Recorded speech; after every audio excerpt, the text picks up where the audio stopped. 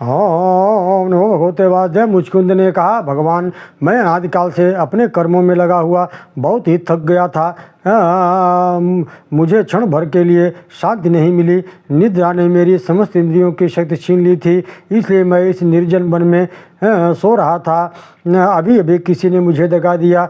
हे शरणागत वत्सल प्रभो, अब मैं भय, मृत्यु और शोक से रहित आपकी शरण में आया हूँ। आप मुझे शरणागत की रक्षा कीजिए। भगवान श्री कृष्ण कहा, राजर्षि, तुमने पहले मेरी बहुत आराधना की है और मैं हूँ भक्त वत्सल, इसलिए तुम पर कृपा करने के लिए ही तो मैं यहाँ आया हूँ। वरान विष्णु राजर्षि सर्वान कामान दच्छामिते। तुम्हारी जो है, इसलिए है राजर्षि, तुम्हारी जो अभिलाषा हो मुझसे वर मांग लो, मैं तुम्हारी सारी लालसा अभिलाषाएँ पूर्ण कर दूंगा। जो पुरुष मेरी शरण में आ जाता है उसके लिए ऐसी कोई वस्तु नहीं रह जाती, इसके लिए वह शोक करे। मुचकुंद ने कहा, अंतर्यामी प्रभो, न काम ये नियम तव पाद सेवना दकिंचन प्रार्थयतमाधवरम विभाराध्यम कृष्ताय पौर्गदम हरे प्रणीतम आर्यो परमात्म बंधनम। अर्थात आप से क्या छिपा है, मैं आपके क्षणों की सेवा के अतिरिक्त और कोई भी वर नहीं मांग सकता, क्योंकि जिनके पास किसी प्रकार का संग्रह परिग्रह नहीं, वह उसके अभिमान से रहित है।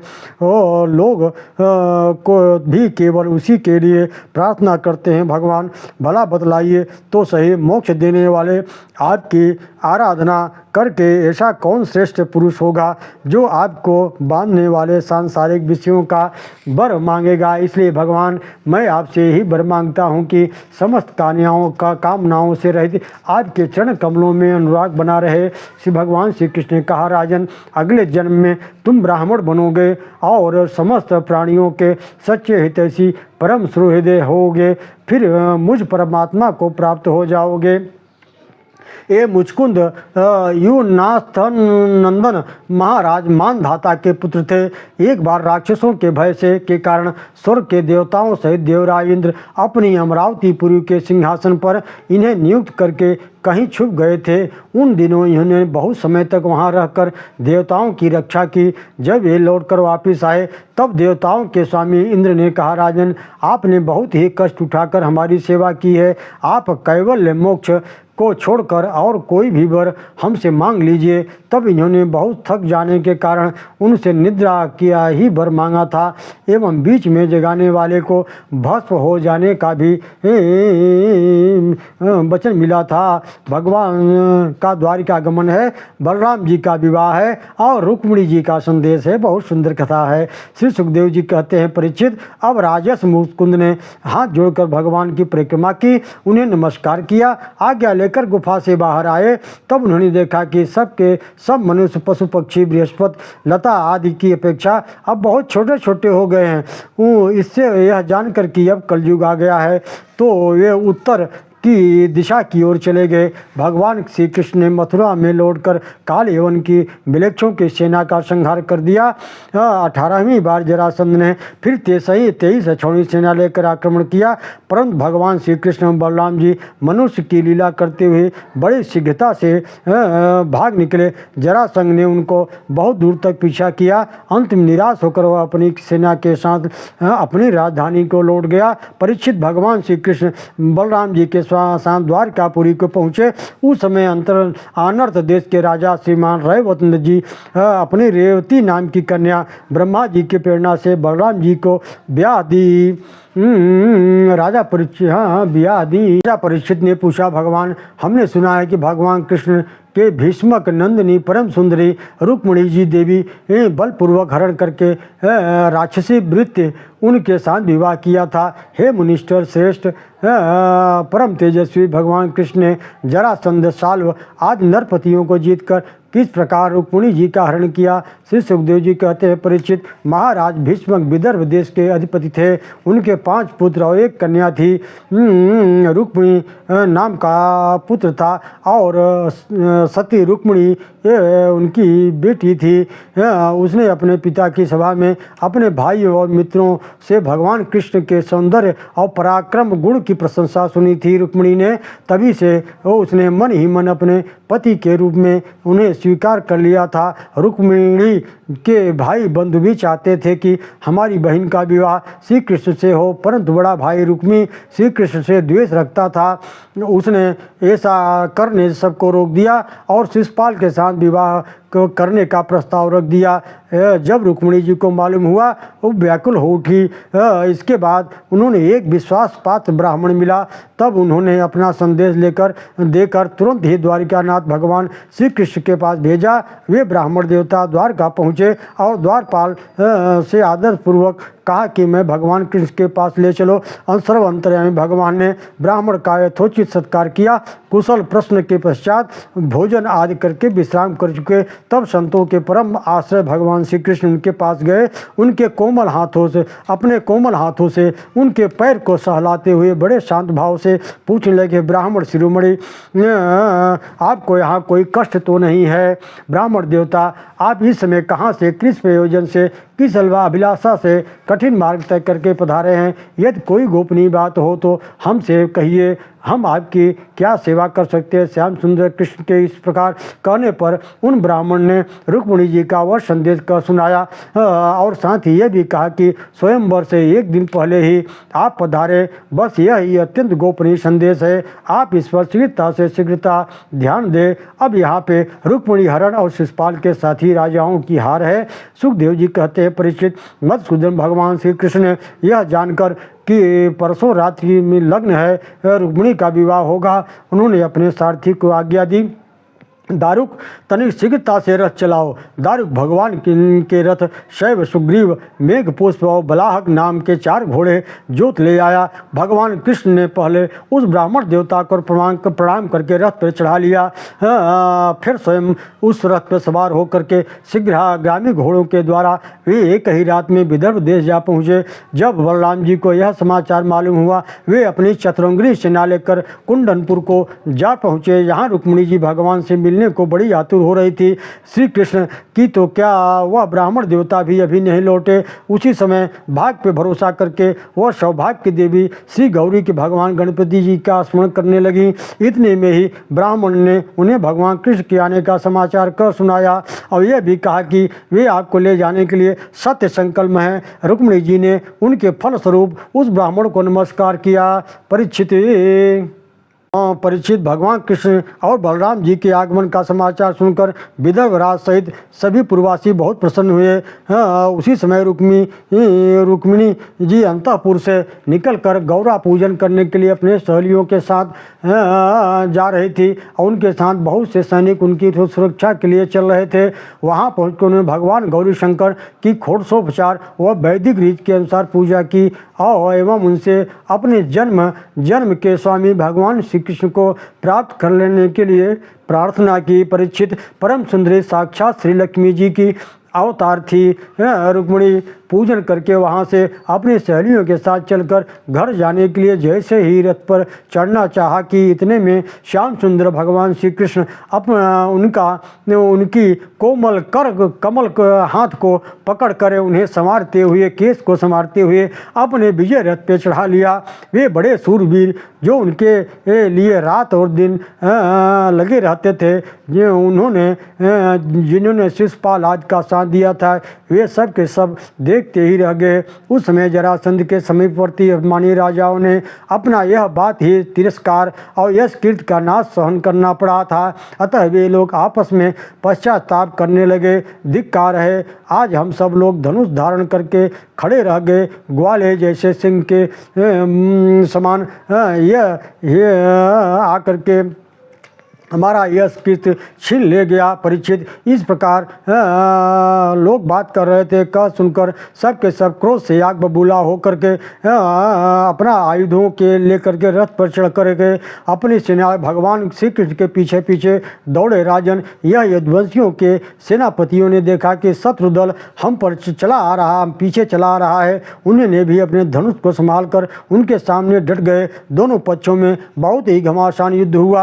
अंत में सच्ची कामना वाले यदुवंशियों की विजय हुई। जरासंध आदि सभी राजा युद्ध में पीठ दिखाकर भाग गए। उधर शिशुपाल अपनी भावी पत्नी के छिन जाने से मरणासन्न हो गया था। उसके हृदय में उत्साह ही न था, न शरीर पर कांति थी। जरासंध ने उसके पास जाकर कहा, शिशुपाल, आप एक श्रेष्ठ पुरुष हैं, यह उदासी छोड़ दीजिए। परीक्षित, सुखदेव जी कहते हैं, परीक्षित, रुक्मिणी जी के बड़े भाई रुक्मी ने एक अछौनी सेना लेकर के वीर राजाओं के सामने प्रतिज्ञा की कि यदि मैं युद्ध में श्री कृष्ण को नहीं हराया तो कुंडिनपुर में प्रवेश नहीं करूंगा। यह कहकर वह रथ पर सवार होकर कृष्ण के पीछे दौड़ा। भगवान का रथ आगे और उसका चिल्लाता हुआ बढ़ाता हुआ उसे ललकारता हुआ चला आ रहा था। इसने भगवान श्री कृष्ण पर क्रोध करके 3 बाण छोड़े। कृष्ण ने अपने को बचा लिया। इस मूर्ख की मूर्खता पर कोई ध्यान नहीं दिया, परंतु जब यह दुष्ट नहीं माना तब भगवान कृष्ण ने हंसते हुए उसके धनुष को काट डाला और 6 बाण छोड़े, साथ ही 8 बाण और छोड़े, जिससे रथ के टुकड़े टुकड़े हो गए। वे फिर ढाल लेकर भगवान कृष्ण पर प्रहार करना चाहा। भगवान ने इसकी ढाल तलवार भी काट दी और उसको मारने के लिए हाथ में तलवार लेकर निकाल ली। तब रुक्मिणी जी ने देखा तो ये तो मेरे भाई को मार डालना ही चाहते हैं। तब वो भाव विह्वल हो गई। अपने प्रीतम भगवान कृष्ण के चरणों में गिरकर कर्ण स्वर में बोले, ये गेश्वरा प्रमेयात्मन देव देव जगतपते हंतु नारहस्य कल्याणम भ्रातम में महाभुज। हे देवताओं के आराध्य देव जगतपते, आप योगेश्वर है, ये मेरा भाई है, आप परम बलवान है, पर कल्याण स्वरूप मेरे प्रभु, मेरे भैया को मारना आपके योग्य काम नहीं है। परीक्षित, परम दयालु भगवान कृष्ण ने रुक्मिणी के इस प्रकार कहने पर उसके भाई रुक्मी को मारने का विचार छोड़ दिया। भगवान ने उसी के दुपट्टे से उसके पैर हाथ बांधकर रुक्मी की दाढ़ी, मूंछ और केस जगह जगह से मुड़कर उसे कुरूप करके छोड़ दिया। बलराम जी बड़े दयालु हैं, उन्होंने उसके बंधन खोल दिए। श्री कृष्ण का भाई, ये तुमने ठीक नहीं किया। फिर रुक्मी की ओर संकेत करके बोले, प्रिय रुक्मी, आपको इस प्रकार का शोक करना शोभा नहीं देता है। रुक्मी अपनी प्रतिज्ञा के कारण कुंडलपुर में नहीं गया। उसने भोजकट नाम की एक नगरी बसाई और वहीं रह गया। श्री सुखदेव जी कहते हैं, परीक्षित, इस प्रकार भगवान कृष्ण ने सब राजाओं को हरा करके विदर्भ राजकुमारी रुक्मिणी जी को द्वारका ले जाकर विधिपूर्वक पाणिग्रहण संस्कार किया और द्वारकायाम भूत राजन महामोद पुरोहितसान रुक्मिणीयाम रमयोपेत दृष्ट्वा कृष्णम श्रियम पतिम। अर्थात भगवान भागवती लक्ष्मी जी को रुक्मिणी के रूप में साक्षात लक्ष्मीपति भगवान श्री कृष्ण के साथ देखकर द्वारकावासी नर नारियों को परम आनंद का आभास हुआ। होते वासुदेवाय सज्जनों, अब यहाँ पे प्रद्युम्न का जन्म है और संबासुर नामक दैत्य का यहाँ वध का वर्णन किया गया है। श्री सुखदेव जी कहते हैं, परीक्षित, कामस्तु वासुदेवासो दग्ध प्रागरुदम्युना देहोपपते भूयस्तेमेव प्रत्यत्पद। अर्थात कामदेव भगवान वासुदेव के ही अंश हैं। वे पहले रुद्रदेव की क्रोधाग्नि से भस्म हो गए थे। अब पुनः शरीर प्राप्ति के लिए उन्होंने अपने अंशी भगवान वासुदेव को ही आश्रय लिया।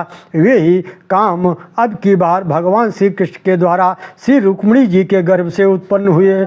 बालक प्रद्युम्न अभी 10 दिन के भी नहीं हुए थे कि काम रूपी शांबरासुर भेष बदलकर प्रसूति का ग्रह से उन्हें हर ले गया और उसे समुद्र में फेंक कर अपने घर लौट गया। उसे मालूम हो गया था कि ये मेरा भावी शत्रु है। समुद्र में उनको एक भारी मछली निगल गया। उस मछुआरे ने अन्य मछलियों के साथ उस मत्स्य को भी पकड़ लिया।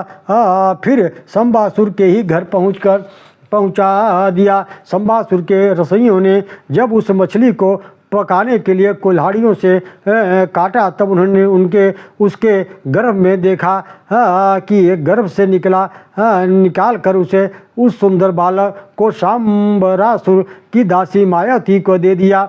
यह मायावती पूर्व जन्म में कामदेव की ही पत्नी रति थी। जब ये बालक के लालन पालन के लिए इसे गोद में लेकर दुलार करती थी, तब ये बालक उसे अपनी पत्नी की भांति देखता था। मायावती को इस नन्हे से शिशु को वह भाव भरी चितवन आज देखकर उसके मन में बड़ी संख्या हुई। परीक्षित, एक दिन नारद जी वहाँ आए, तब उन्होंने मायावती को उस बालक के जन्म से लेकर अब तक का सारा वृत्तांत का सुनाया। मायावती नारद जी से यह जानकर कि ये मेरे ही पति कामदेव ही हैं, तब वह बहुत ही प्रसन्न हुई। कुछ ही समय में प्रद्युम्न बड़े हो गए।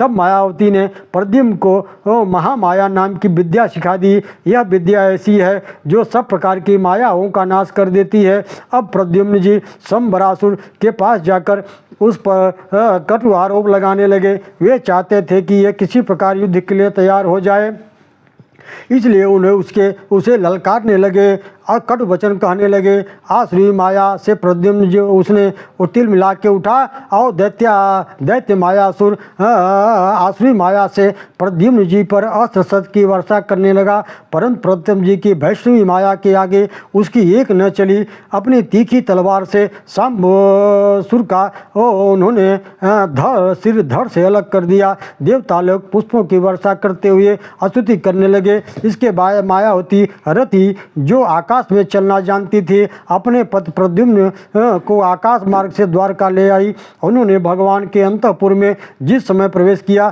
तब वहाँ के सुंदर रमणियाँ उन्हें देखकर आश्चर्यचकित हो गई। इतने में रुक्मिणी जी भी वहाँ आ गई। उस समय पुत्र स्नेह के कारण उनके स्तनों में दूध की धार बह निकली। परीक्षित, जिसमें रुक्मिणी से इसका सोच डूबी थी, उसी से भगवान कृष्ण अपने माता पिता के साथ वहाँ पधारे। वह तो सब कुछ जानते थे, परंतु वह चुप रहे। इतने में ही देवर्षि नारद आ पहुँचे और उन्हें अब तक की जो भी घटनाएं घटित हुई थी वह सब कह सुनाया। अब बहुत दिनों के खोए हुए प्रद्युम्न को प्राप्त करके वासुदेव, देवकी जी, बलराम जी, कृष्ण जी और रुक्मिणी जी आदि ने उन 9 दंपति को अपने हृदय से लगाकर आनंद का अनुभव किया। ओम नमो भगवते वासुदेवाय।